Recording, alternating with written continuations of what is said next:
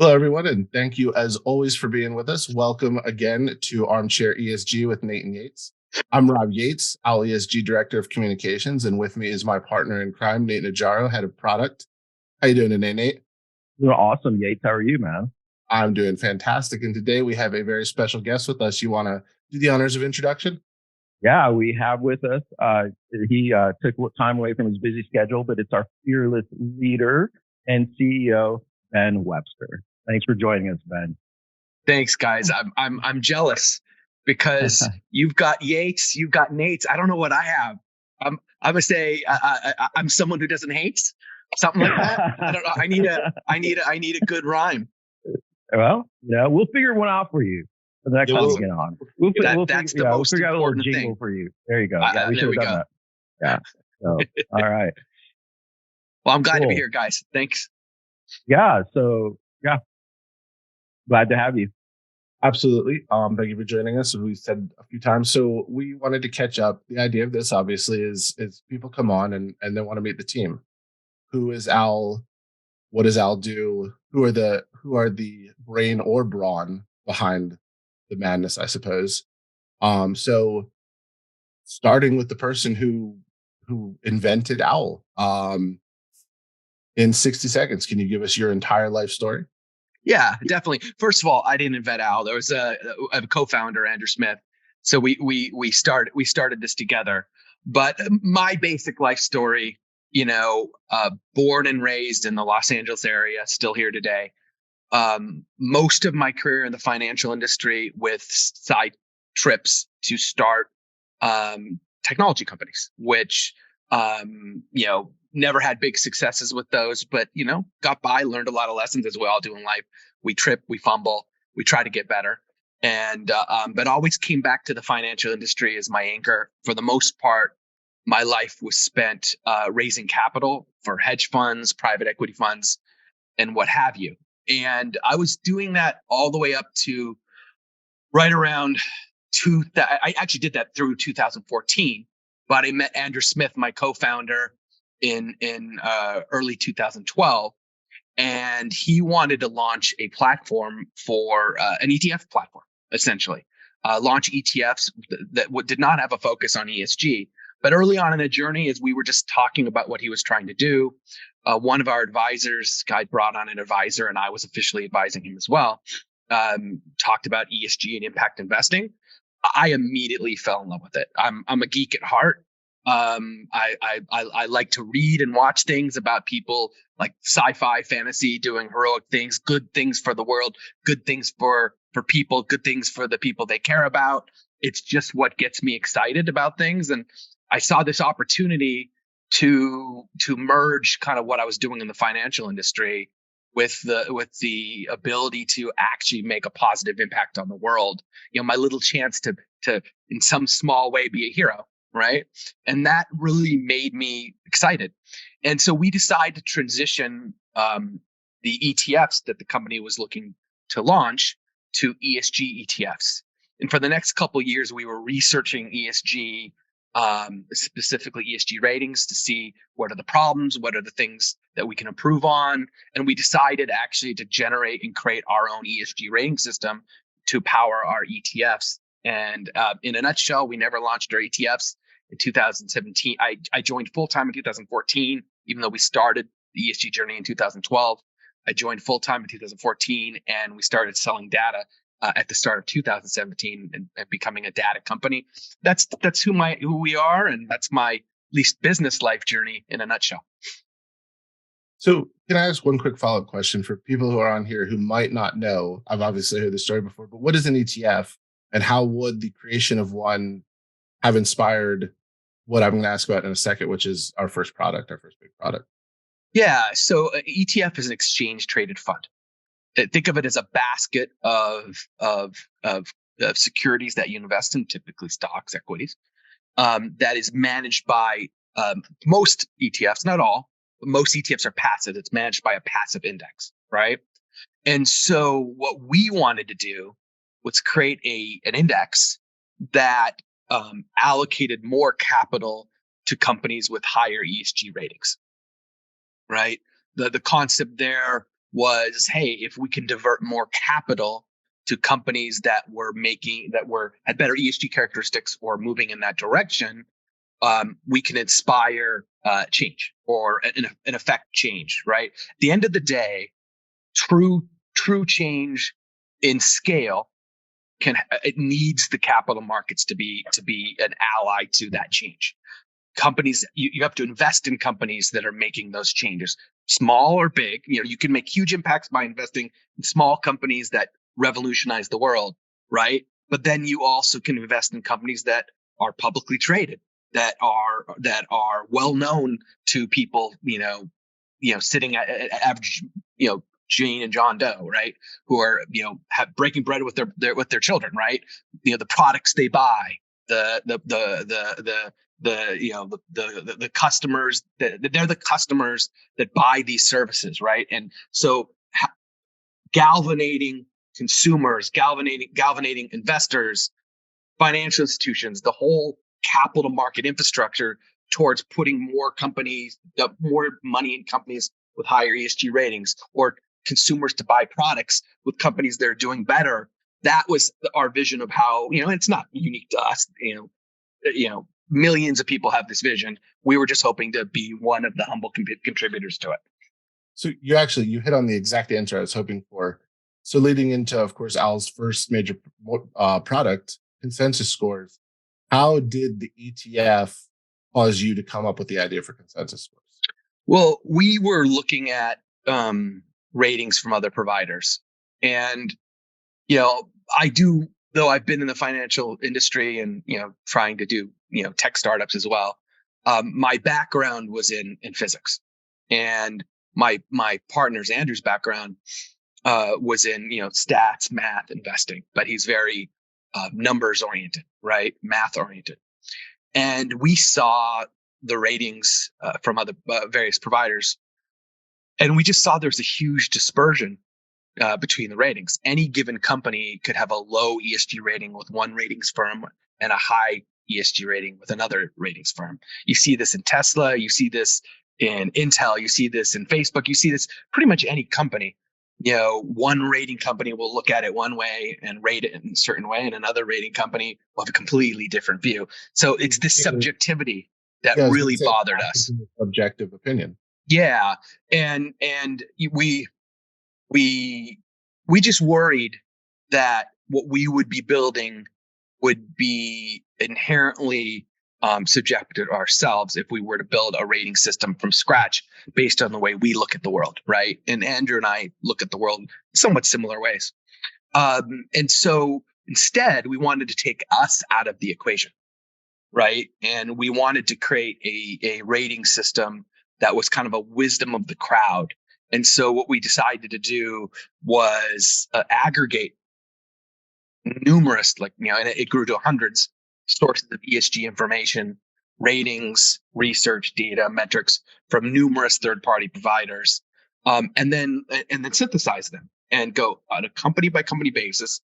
Rating provider or source one says this, source two says this, source three says this, so on and so forth, and actually rate them on what the group of sources thinks about this company, and optimizing around the agreement between those sources to rate companies. And that's what we ended up doing.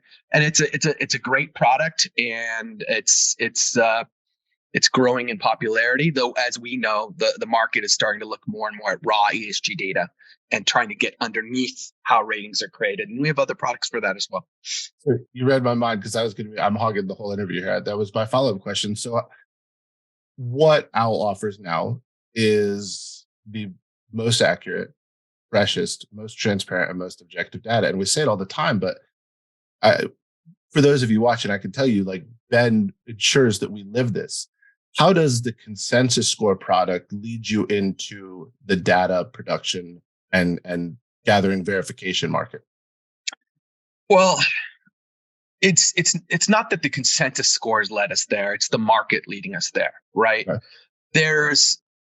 There's varying levels of expertise that is needed to integrate ESG into how one manages money or how one makes business decisions. And not everyone is going to be or want to be or has the resources to be an ESG expert, right? So the consensus scores are a great tool to solve a problem. And the problem is I'm an investor or I'm a corporate consultant or I'm a corporate who doesn't want to get down to the minute details. We don't doesn't have the time, doesn't want to deal with all the inherent problems that cause ratings companies to have these subjective ratings. So the consensus scores is a great quick synthesis where you're getting a rating that's based on the wisdom of the crowd of the world's leading ESG research sources, right? And of ESG research, ratings, and data, right? And it has a lot of use cases for those groups that don't want to delve in and roll up their sleeves and really get, say down and dirty with the ESG data, right? But there's a large part of the market that actually needs that now, needs to get underneath the high level ratings and wants to look at things like carbon emissions, gender pay gap, incidences of workplace injury, workplace fatality, and other, hundreds of other potential ESG topics that they want to research or look deeper into to see how a company is performing on those topics, right? And everybody has a different view on what type of ESG topic is material to a given company. Even regulators are starting to come out with views. And so what we decided to do was to provide the market that data. So we provide data on hundreds of ESG topics, and we let our users get access to that data and use that data at how they see fit. But what we decided to do is ensure that the data that we're offering to the market is always extremely accurate, always up to date, and transparent. Meaning, we want to provide our customers with exactly where we found that data, right? What report it was in, what page it was on, so that they can verify it. Right now, one of the biggest problems in the market is that consumers of ESG data are aware of the problems in ESG data. They're aware that the data they are getting may not be the most recent data and often is not the most recent data. So, for example, you may be getting a number for scope 1 carbon emissions for a company, let's call it Tesla, but that data you may be getting could be 3 years old, could be 2 years old. And a lot of times you have no way of knowing. It could be modeled, right? A lot of companies don't report on all of these ESG metrics. So the ESG data provider may be modeling that data and running some sort of regression on the data they do have on similar companies and generating a made up is a strong word, but a modeled number for that they provide to their customers. But a lot of times their customers don't know if it's modeled, right? So what we decided to do is, we are going to give complete transparency where we got the data, when we updated it, and what have you, so that we can become, in our minds, the most trusted source of accurate, up-to-date data in the market, right? We can give them a foundation where they have confidence in the data we're providing them, and I think that's a good place for us to be. Yeah, can I just jump in with a question? Oh, sorry, go. Yeah, of course. Yeah, so Ben, since you pivoted in 2017 to become a data company, how would you say the landscape has changed from a technology perspective, right? So you mentioned that clients are really wanting to look underneath the hood to see where the data is coming from, right? To provide that. So how has technology changed in the last 6 years or so? How are clients' demands or requirements or pain points? How has that changed? And then the second part of that is how has the overall landscape evolved in the last 6 years around ESG in the marketplace? Yeah, it's a number of questions in there, all good. I would say the number one change that's happening is that stakeholders of companies, right, from their investors to their customers to their employees to the communities in which they operate, and very importantly, even the regulators as a large stakeholder in all companies, right? They're all realizing that these rating systems can be gamed, right? That these rating systems can hide a lot of warts. It could hide a lot of negatives, right? And you can even hide a lot of positives, right? What's driving a rating? What's making a company have a good rating or a bad rating? And they're this subjectivity in the ratings, as well as the lack of transparency that's driving them, really actually, what's the word? Well, I'm not sure the right word, but it puts this veil of gray over what's really happening at the company, right? What is the company really doing to identify the material ESG risks that could affect its survival or long-term, hopefully, outperformance versus peers?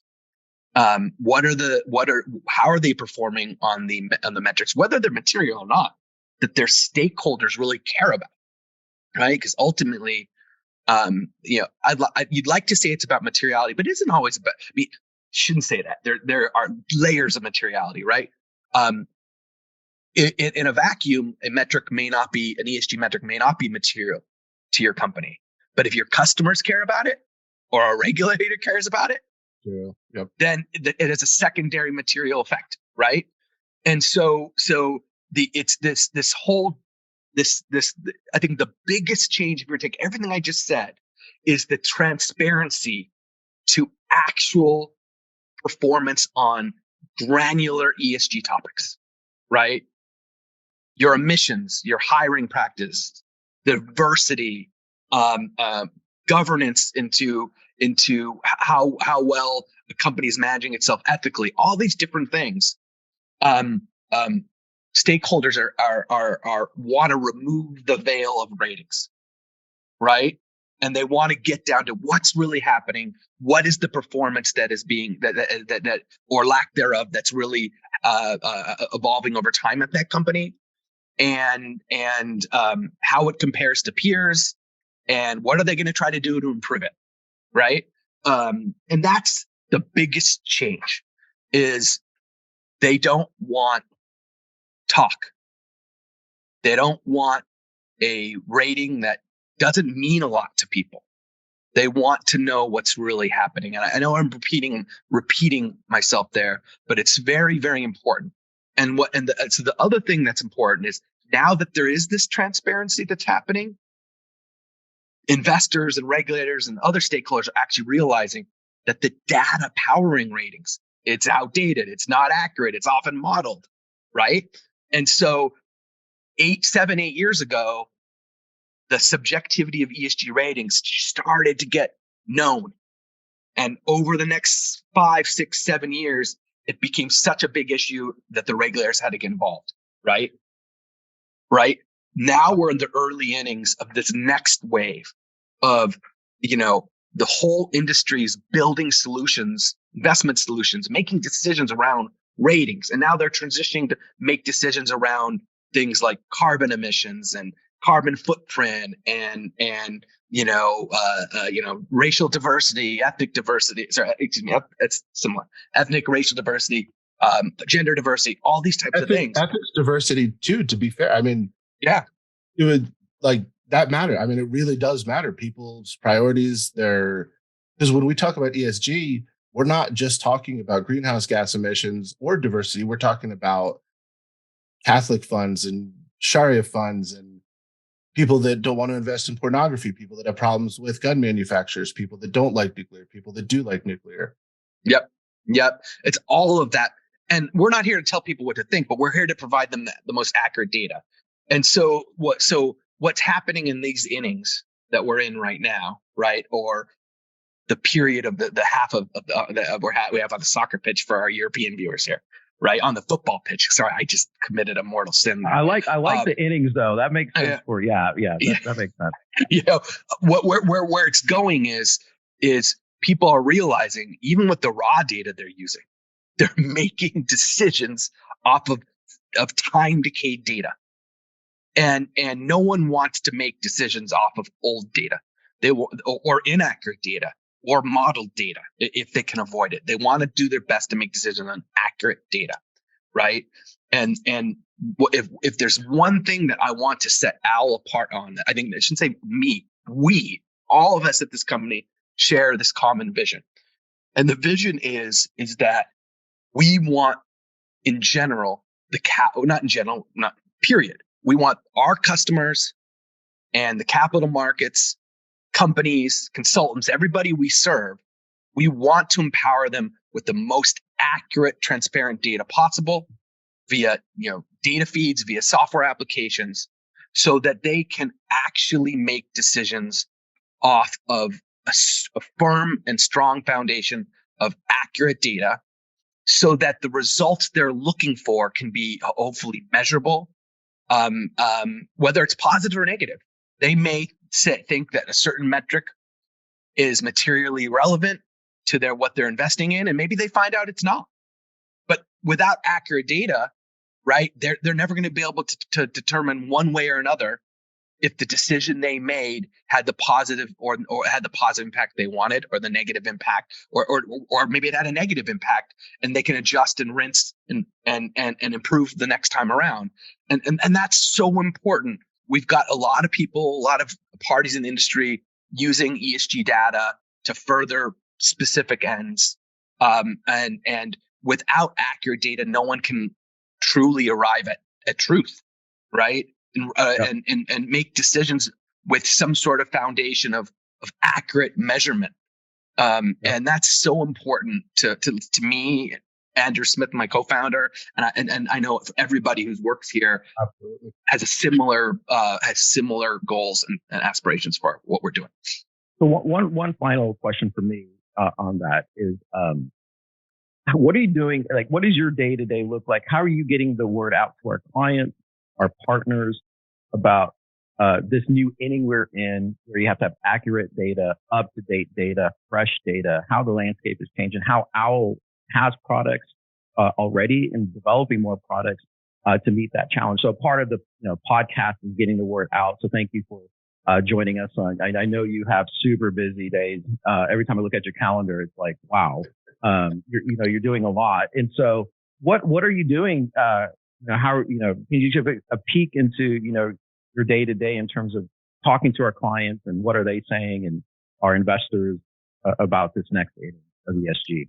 Yeah, I wish I had I can give you like a more detailed answer, but I think it just comes down to making sure that our vision is clear, and the problems we're solving are clear.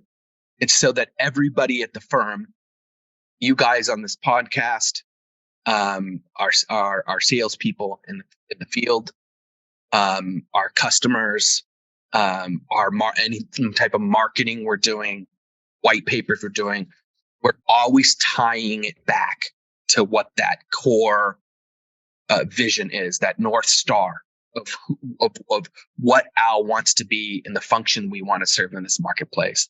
And it's through that repetition, and by keeping that also in the forefront, that people that the industry is it's gonna take time, but the industry is gonna eventually realize that if you want the most accurate, up-to-date, transparent data, Al is the place to go. If you want software solutions that empower you to use that data more efficiently and effectively with less headache, less expenditure on difficult tasks, we have the software tools to make that data that we provide, which we think is the best in the industry, even that more powerful in how you use it and the results you're going to get. And it just keeping that mantra at the forefront of everything we do. That's really how we get there. Yep, great. Quick follow up on that. I brought up the product brochure for our IQ data product a little while ago, so everyone could see. Obviously, we got a bunch more products, a bunch more in the works. In the subsequent weeks, we will get into those specifically. But just with the data. So we talk about the most accurate, we can quantify that. We talk about the most objective, we can show that. We talk about the freshest, we can show that. When we talk about the most transparent, I feel like that's a really important point that maybe doesn't get hammered home enough. Um, in your words, in your mind, so just double click source verification. How does that help investors? I mean, these are people with not a lot of time, a whole lot of decisions to be made with literally billions of dollars on the line. How does the most transparent data help them do their jobs? Well, a lot of, well, it depends on the type of ESG data user you are, right? Okay. But there are categories in the industry like sustainability teams at these large asset management firms, right? Consultants who are trying to create like peer benchmarking reports for their clients, like going to corporate boards or what have you, and showing them, okay, here are the metrics that your peers are reporting on. Here's how you stand on those metrics and what have you. What's happened a lot is that those types of, let's say, heavy ESG data users, expert ESG data users in a lot of ways, have realized that the data they're getting is stale and out of date, not accurate anymore. They don't know where the data they're getting from their existing ESG data providers is coming from. So they've been forced in a lot of cases to go into disclosure documents themselves, like sustainability reports and what have you, to double check the data point they have right in front of them to see if that data point's accurate or not, right? So they're diving into these documents. So if you can give them a way to do that, that's point and click efficient, that has an efficient workflow built around it, right? That's valuable, because all of a sudden you're taking what's a very laborious task that takes a lot of time and it causes a lot of headache, right? And becomes expensive because the people doing those tasks, frankly, have higher value tasks they could be focusing on, right? So you give them a way to do that quickly and efficiently. That's where the power comes from, and then they can start once they've identified what the accurate data point is, right? And we lot more, and over 90% of the time, 7% of the time, we're giving them the accurate data point, right? Anyway, they can move much more quickly to the tasks that really matter, and that's what we're doing. And that's so I am gonna drop, and people who watch will know I'm big on the shameless self promotion here. So a few weeks ago, put up this article, "The Cost of Bad ESG Data." So it's the time constraints, the waste of resources, Ben, as you just mentioned. These are people that are getting hired for, these aren't $33,000 a year jobs. These are experienced people with a lot of money on the line getting paid a lot. You're taking your best resources, your best minds, and you're causing them to put all their time into verifying this data. What we do differently is, first, you can double click the source. I mean, I think this is a critical component. So, hey, you want to check it? Go ahead, just click right there. Then you get examples like Starbucks, where they have committed to 50% of water withdrawals conserved or replenished across Starbucks direct operation stores, packaging, agricultural supply chain. And then they say total volume of water consumption is not monitored, as we not typically have discharge meters in our stores. This is the sort of stuff we pick up. If you're an investor who wants to invest in a company or a portfolio of companies that take water preservation seriously, if you're going with bad data, well, you're investing in companies that aren't doing this. Well, and what is the action item there? The action item is, you say this and you say this. What are you going to do about this? Like, yep. you say water efficiency is important to you, but you also say you're not measuring the water use at your stores, which is your greatest footprint, exactly, right, for water use. Well, as a stewardship team or a sustainability team at an asset manager would be able to look at this and they'll be able to go, hey, if that metric is important to that team, you know, and oftentimes water usage is becoming a much more popular metric, they can go to Starbucks and say, hey, what are you doing about this? Right. We need you to do something about this. This is important to our allocation of capital to your stock. Right. And that's really, really important. So before we let you go, maybe we could try like a little lightning round about Ben. So Nate, you want to toss questions back and forth? I could start one. We could just ask a few. I was gonna ask one more. Ben, so what do you do on your off time when you're not That was going to be my CEO? Oh yeah, I beat you to it. I was like, so yeah, just give a glimpse of when you have that a few moments of fun time. I know you're a family man and all of that, but what's Ben in relax mode? So with outside of work and outside of kids and commitments, I love to read. I love to read sci-fi, fantasy, adventure novels. I like to go ride bikes and take walks. Stuff like that. Nothing like crazy. I love doing family movie night. Watching cool stuff with my kids. So yeah, simple stuff like that. Good. Best sushi in LA. Ooh, I mean, there's a lot of great sushi spots. I don't go as often as I used to go now that I got kids, but bang for the buck, it's Sugarfish, just bang for the buck. And then there's this other place that I like to go, a bit more expensive, called Sasabune, but I'm sure there's other great places that are just as good. I just got to go far. There's some that are way more expensive. I'm sure great. I just haven't gone to them. Yeah. I just stopped myself. So I don't have any more. I think, Ben, the problem is I've gotten to know you so well. I'm trying to think of a question I've never asked you before. So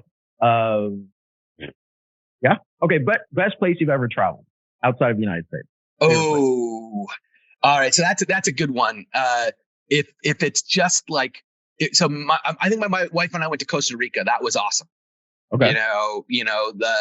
Between the rainforest, the kind of the eco travel, which is really awesome. Like being able to have a cabin like in the middle of a rainforest, off a beaten path.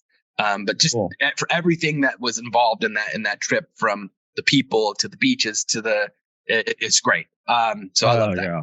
I love the beaches. Yeah. So yeah, I have to go to Costa Rica. I've never been there. It's great. It's great all around.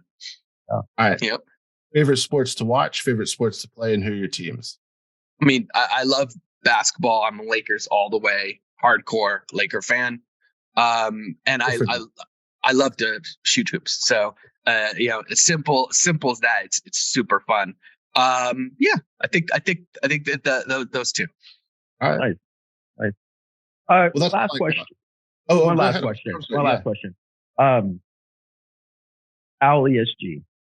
What are your, you're such a great leader and a fearless leader, but how do you, what is your inspirational message for those that want to do what you do in terms of starting a company, in a space like ESG where data is important, and the ups and downs in that? What would be your advice to budding entrepreneurs, those that want to enter the space? That they want to do good, for best all stakeholders, right, across the world and across the region. What would be your parting piece of advice for them? It's a good question. I would say, like all good things, or most good things in this world, there is a lot of pain involved with being an entrepreneur. You're going to go through the crucible. And I'm still in that crucible. Like Al's coming out of it, and things are going amazing.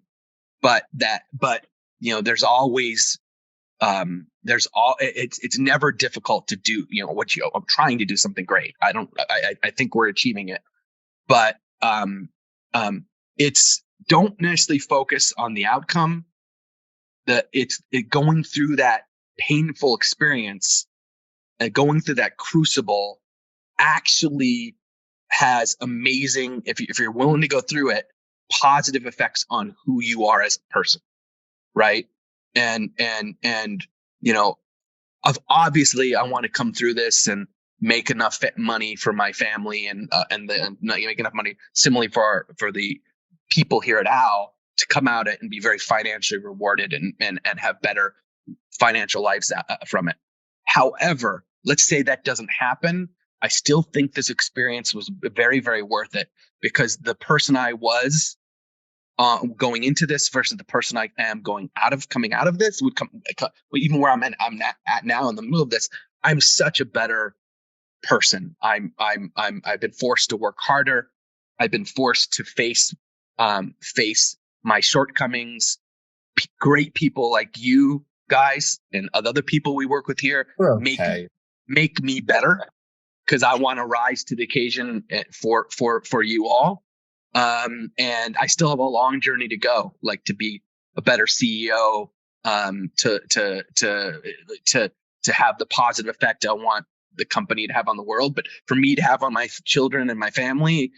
I think that's really it. It may sound a little trite, but this will make, hopefully, going through this experience will make someone a better person, a stronger person, person who's more open-minded, sees different point of views, and doesn't hold on to things that are clearly not working out of pride, out of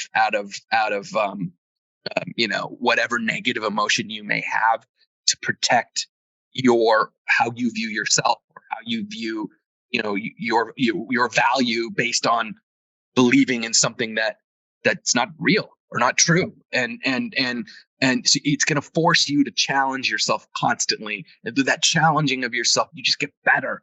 And if you're open to going through that journey, the rewards are amazing. And that's the advice.